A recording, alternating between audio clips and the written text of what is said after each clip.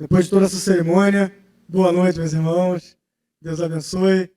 É uma alegria poder estar com vocês aqui mais uma vez. Vamos abrir nossas Bíblias em João capítulo 20, fazer a leitura dos versos 10 a 18. João 20, versos 10 a 18.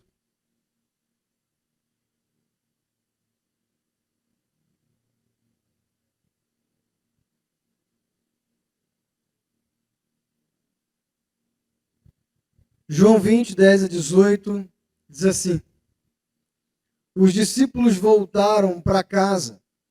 Maria, porém, ficou à entrada do sepulcro, chorando. Enquanto chorava, curvou-se para olhar dentro do sepulcro e viu dois anjos vestidos de branco, sentados onde estivera o corpo de Jesus, um à cabeceira e outro aos pés. Eles lhes perguntaram: Mulher, por que você está chorando? Levaram embora meu Senhor, respondeu ela, e não sei onde o puseram. Nisso ela se voltou e viu Jesus ali, em pé, mas não o reconheceu. Disse ele: Mulher, por que está chorando? Quem você está procurando? Pensando que fosse o jardineiro, ela disse: Se o Senhor o levou embora, diga-me onde o colocou, e eu o levarei. Jesus lhe disse: Maria. Então, voltando-se para ele, Maria exclamou em aramaico: Raboni, que significa mestre. Jesus disse: Não me segure, pois ainda não voltei para o Pai. Vá, porém, a meus irmãos e diga-lhes: Estou voltando para meu Pai e Pai de vocês, para meu Deus e Deus de vocês. Maria Madalena foi e anunciou aos discípulos: Eu vi o Senhor, e contou o que ele lhe dissera. Senhor Jesus, tende misericórdia das nossas vidas mais uma vez. Que a sua graça se estenda por nós, como manhã após manhã se estende e se renova. E que nessa noite possamos novamente sermos agraciados pela sua palavra que nos conforta, que cure os nossos corações, que nos dá força, que nos dá ânimo, que a sua palavra viva possa nos tirar do nosso medo, da nossa derrota, e mostrar que em ti temos a suficiência para continuar caminhando. Essa oração que fazemos em nome de Jesus. Amém. Nós estamos com o tema Verdadeira Fonte de Ânimo esse mês, e hoje eu quero falar com você sobre a frustração. E aí, eu queria começar contando um caso curioso para vocês. O solo da floresta amazônica, ele é um solo infértil. Engraçado falar sobre isso, né? É uma floresta enorme, densa, que o solo é infértil. Infértil para a agricultura.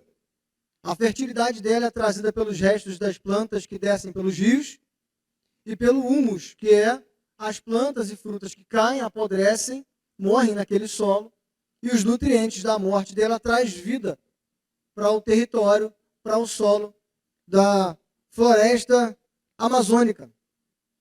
E esse é o ciclo da vida, da nossa vida também. Processos interrompidos, das folhas que caem, dos frutos que morrem, que caem no solo e fertilizam.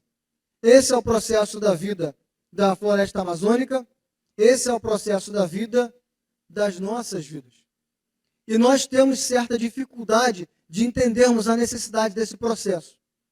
E aí, quando nós não entendemos, nós nos frustramos. E o que é a frustração? A frustração, ela é um estado emocional seguido de uma interrupção indesejada. O que isso significa? Significa que você vem fazendo alguma coisa porque você quer fazer, porque você planeja fazer, e de repente, por forças além das suas, você é obrigado a parar de fazer aquilo. E aí te traz um vazio, uma falta de sentido na vida, uma falta de vontade de prosseguir. Frustração. E muitos de nós nos encontramos frustrados porque nós não entendemos quando se começa um ciclo, quando termina o outro, por quê, qual o motivo, e aí não queremos continuar. nos sentimos inférteis, improdutivos, nos sentimos sem vida. E é interessante que os discípulos que caminharam com Jesus, logo após a morte dele, eles passam por isso. Não precisou demorar muito. Eles caminharam com Jesus todos os dias e logo em seguida da sua morte, os discípulos, eles se enclausuram, eles se escondem, eles ficam com medo da perseguição, do que podia acontecer, de como eles seriam perseguidos, da possibilidade de serem mortos, no mínimo, igual Jesus foi morto. E isso acontece porque Jesus vinha já há 3 anos e meio num ministério muito frutífero. Jesus operava muitos milagres. Pessoas ressuscitavam da morte. A comida era multiplicada. Multidões o seguiam. Os mestres religiosos, que eram intocáveis na época de Jesus, tentam debater com ele e saem humilhados. Eles tentam trazer indagações difíceis para Jesus, para incriminar, e ele com respostas simples e contra-argumentos, e às vezes até com silêncio, ele vence aquela gente que era intocada pela sociedade. E esse Jesus, de repente, da noite para o dia, é pego, capturado, ele passa por um tribunal e todos os seus argumentos não servem de nada. A lei não serve de nada. E agora esse Jesus, que antes tinha um ministério completamente frutífero e estava acabando com todos os inimigos, é espancado, cuspido e pendurado numa cruz até morrer. E agora todas aquelas pessoas que tinham largado tudo por causa do ministério desse homem, olham em volta e dizem, cadê? Morreu. Acabou. Larguei meu emprego, fui perseguido, deixei a minha família para trás e ele morreu. Ele está no sepulcro, ele está num túmulo. E para piorar, ainda roubaram o corpo dele. Nem o respeito ao corpo dele tiveram. E Maria Madalena vai para lá, achando que era o único conforto que ela tinha. Bem, já que ele morreu, já que ele foi tirado de mim, pelo menos eu vou ter o corpo morto dele. Para passar todas aquelas ervas, acariciar pela última vez, e aí vamos ver o que acontece. Quando ela chega lá, cadê Jesus? Sumiu. E ela entra em completo desespero. E para Maria Madalena, isso tinha várias frustrações em cima de frustrações. Por quê? A Escritura fala muito pouco para a gente sobre Maria Madalena, mas uma coisa muito clara é que ela era possuída por 7 demônios. Não sei quem teve o desprazer de ver isso acontecer com um. O Braneiro do Pentecoste. Igual eu, ele viu. Ele viu. É um negócio terrível. Ela não tinha um, ela tinha 7. A vida daquela mulher era completamente destruída. E esse Jesus vem e cura ela. Porque além dela ter o preconceito de ser mulher numa sociedade que rejeitava as mulheres, e além dela ter o preconceito de ser endemoniada, Jesus abre mão de todos esses preconceitos e cura ela. E chama ela para um ministério. E ela caminha com Jesus 3 anos e meio, esquecendo de todo o passado dela. E agora cadê Jesus? Morreu. De que valeu aquilo tudo? Será que essa cura que ele trouxe para mim foi cura mesmo? Será que tudo aquilo que ele falou era verdade? E agora? Como que eu vou continuar? Como que eu vou ter cara para continuar falando, crê em Jesus e será salvo tu, a tua casa? Nem o corpo respeitaram. Nem isso. E agora, ela fica completamente desesperada. Ela sai correndo de volta para casa onde estavam os apóstolos, conta da morte de Jesus, e como se não bastasse, ela volta correndo. E se joga no chão e chora. Só que o termo de choro aqui no grego é um termo de alguém que chorasse colocando todas as suas forças para fora. Maria chorava a ponto de gastar todas as energias dela. Tamanho o seu desespero. E ela pensou que precisava resolver isso de alguma forma. E interessante que quando ela pensa isso, ela fica cega para tudo que está acontecendo ao redor. 2 anjos aparecem para ela e falam, por que você está chorando, mulher? Ela podia perguntar um monte de coisa. Ela simplesmente ignora. Roubaram o corpo do meu mestre. Jesus aparece para ela, ela pensa que é o jardineiro. E por que você está chorando, mulher? Roubaram o corpo do meu mestre. Faz o seguinte, se você souber onde está, me conta. Eu busco ele, para o próprio Jesus.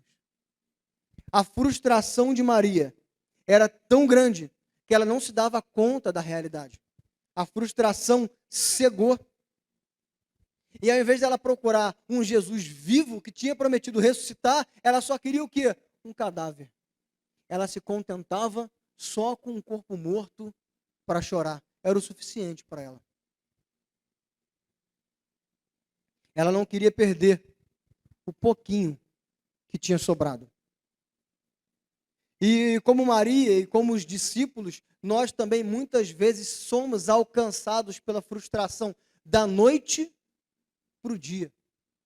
Você vai dormir, está tudo bem, e você acorda, o mundo caiu. Igual quando chega o verão, você dorme, o céu estrelado, um calor terrível, e você acorda, o quintal todo molhado, você liga a televisão e fala, forte temporal de madrugada, tantas casas desabaram, tantos carros foram carregados, tantas pessoas estão desaparecidas. A frustração chega para a gente assim, como um temporal. Arrasta tudo. Leva a nossa base embora. A gente olha para o lado e não sabe o que está acontecendo. Ficamos cegos. Tudo estava dentro do controle. E de repente fomos pegos de surpresa. Para alguns, a pandemia foi essa frustração. Porque ela fez você perder o seu emprego, parar os seus estudos, parar o seu projeto, gastar o seu dinheiro guardado. Para outros, a pandemia foi só um potencializador. Seu casamento estava ruim e você percebeu agora porque teve que ficar em casa 24 horas por dia. O seu filho se tornou uma pessoa que você nem conhece mais. Mas agora você só percebeu porque a pandemia obrigou vocês a ficarem juntos. A sua saúde psicológica, o seu coração não estava tão bem assim. Você só percebeu porque da noite para o dia você teve que ficar trancado 24 horas, lidando com o seu pior inimigo, você mesmo. Fomos pegos igualmente de surpresa. Estamos de lutos, humilhados, envergonhados, sem força para continuar, sem coragem de pedir socorro, e essa frustração é tão grande que nós nos tornamos escravos dela, exatamente igual Maria. Ela pega a gente de uma forma tão impactante que nós ficamos cegos. Nós nos lançamos ao chão e só queremos chorar. A gente cai, chora, olha para o lado e tenta, eu vou dar o meu jeito.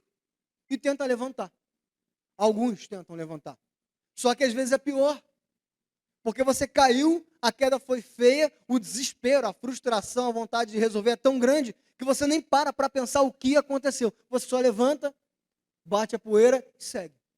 Não percebeu que está todo sujo, todo ralado, todo ensanguentado. E o que acontece? Você cai de novo. E a frustração te derruba mais uma vez.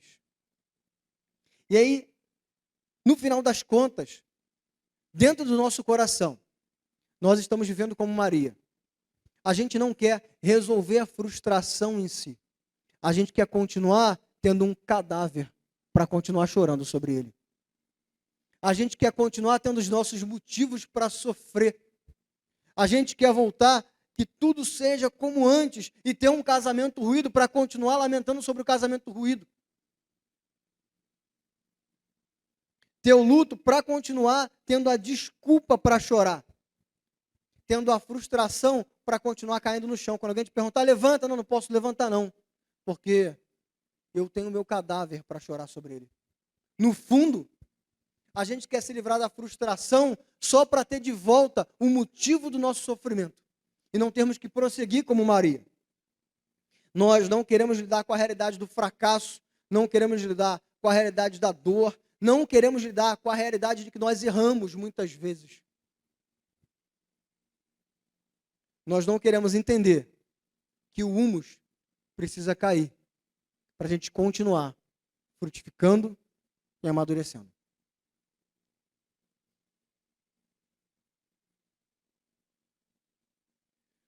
Maria estava chorando ao chão e, como nós falamos, Jesus pergunta para ela: por que você está chorando. E ela acha que Jesus é o jardineiro. E aí Jesus faz uma coisa muito interessante. Ele não fala, olha, sou eu. Olha para mim. Veja quem eu sou. Ele só faz o seguinte: Maria. E ela reconhece. Porque é interessante que o nosso nome pessoal, todo mundo sabe. Mas aquelas pessoas que nos amam falam diferente. Não é verdade? Quando a sua mãe chama o seu nome, quando o seu amigo, quando o seu esposo chama o seu nome, é diferente. No meu caso, quando minha mãe falava Arthur, deu ruim. Algum problema deu. Quando o Tarsila fala Arthur, já bate aquela taquicardia, trauma da infância. Mas quando alguém que nós amamos nos chama pelo nome, nós reconhecemos. E é simplesmente o que Jesus faz. Maria. E ela olha, e ela reconhece que enquanto ela chorava, quem estava do lado dela? O próprio Jesus. Enquanto ela procurava um corpo morto, o próprio Jesus estava vivo do lado dela. Ela foi procurar um corpo para chorar e tinha um corpo vivo para ela se alegrar. E interessante que tudo isso parte do próprio Jesus. É Jesus quem vai até Maria. É Jesus quem chama o nome dela. E ele não faz com o intuito de renegar. Maria, você é uma tola. Olha eu aqui, eu prometi. Maria, só. Ele traz ela a clareza. Ele tira Maria da frustração e traz ela para uma plena satisfação, porque ela percebeu que agora não havia mais motivo para choro, porque a morte foi só o primeiro passo para a vida. E agora, aquela mulher, dominada pelo choro, se levanta, corre para casa e conta uma segunda notícia. Ao invés de ela contar que Jesus havia morrido e o corpo tinha sido roubado, ela diz: Jesus está vivo, eu o vi. E Jesus transforma a frustração de Maria em satisfação.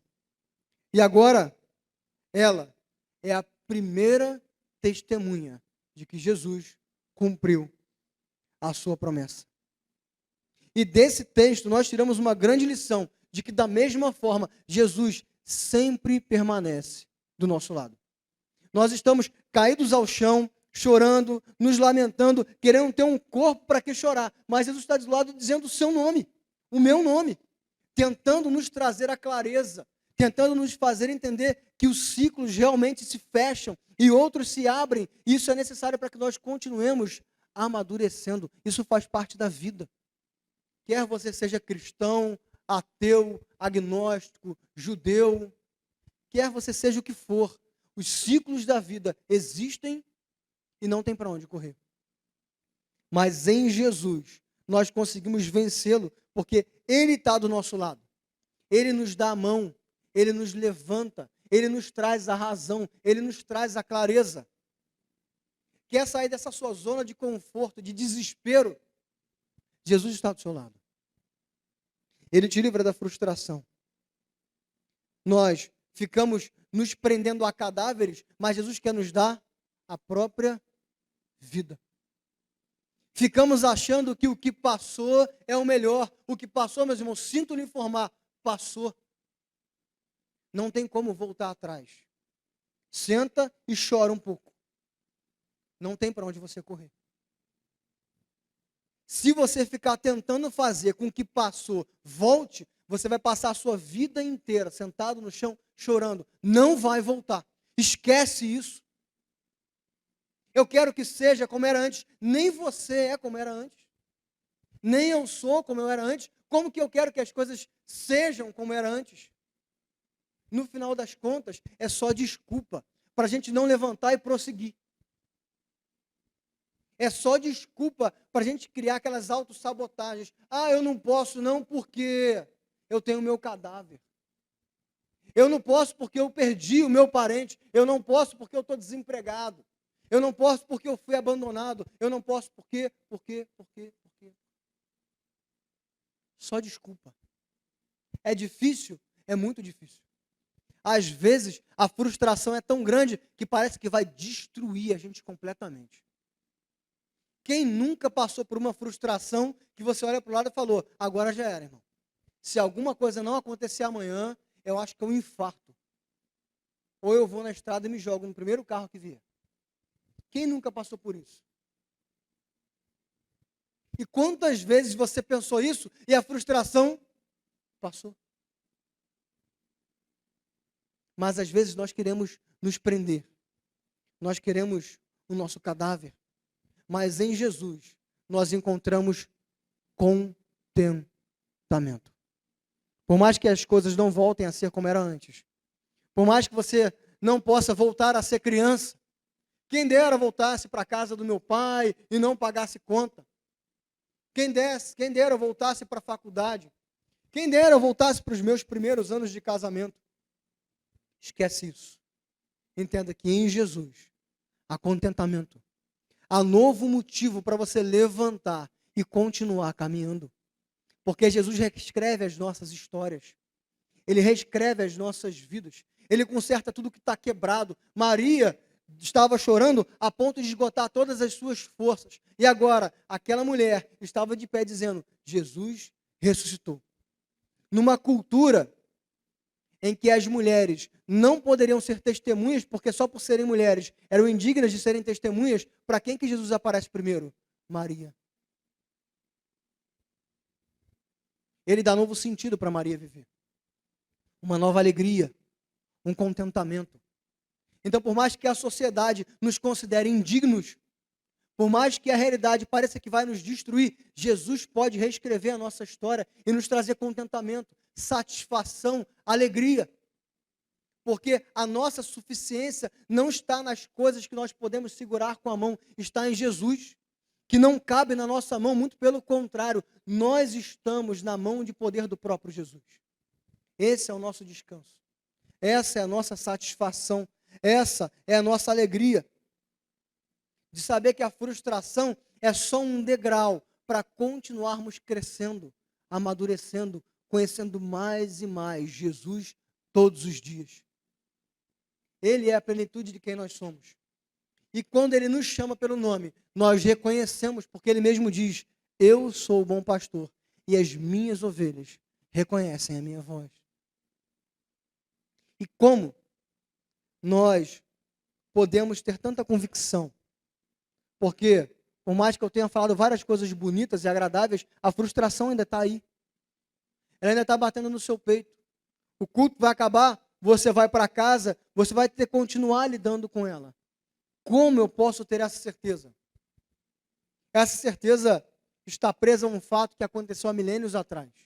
Há milênios atrás, num país dominado por estrangeiros, uma terra pobre, numa família pobre, numa cidade ainda mais pobre, nasceu um homem. Não tinha riquezas, não tinha onde dormir. Esse homem simplesmente começa a pregar. Ele começa a pregar, ele começa a fazer barulho, e há mais de 2.000 anos atrás, pegam e calam a boca dele. Agora você vai morrer. E matam esse homem. E ele é morto. E nessa sociedade, há muitos anos atrás, uma mulher, como eu disse, indigna, um bom fariseu todos os dias orava, Senhor, muito obrigado por eu não ter nascido mulher. Para os gregos, mulheres serviam só para terem filhos. Para os romanos, só para fazerem as coisas de casa. Quanto menos falasse, melhor. Em nenhuma dessas sociedades, elas tinham direitos. Elas podiam ser abandonadas a qualquer momento. Em todas essas culturas. E em meio a tudo isso, esse homem pobre, morto, ressuscita uma mulher. É a primeira testemunha que propaga isso. Hoje, Israel é um estado pequeno, a Grécia, um estado falido, Roma também, e Jesus continua rasgando o véu do templo, atravessando os séculos, dia após dia, derrubando todas as fronteiras que se colocam na frente dele, vencendo todas as nossas frustrações, caminhando com a gente todos os dias. Os séculos vão continuar se entrando, impérios vão continuar levantando e caindo, e o nome dele vai continuar atravessando fronteira após fronteira, inclusive a fronteira do seu coração, inclusive a fronteira da sua frustração. Ouça, meus irmãos, o túmulo está vazio. Jesus está vivo do nosso lado, nos chamando pelo nome. O túmulo ficou cheio durante um momento. Foi o húmus caindo, a morte, para que gerasse a vida. Mas no terceiro dia, a árvore de Davi, a raiz de Davi, o leão da tribo de Judá, se levanta. E essa árvore floresce. E hoje, nós não nos baseamos num túmulo vazio, mas no Cristo, que é a nossa raiz, que é o nosso tronco, que é a nossa vida. E se hoje você acha que estava sendo vencido pela frustração, eu te dou uma certeza: Jesus é capaz de derrotar todas as suas frustrações. Ouça o nome dele te chamando. E hoje você vai entender que no lugar da morte, a vida, no lugar da frustração, a plena satisfação. Vamos ficar de pé?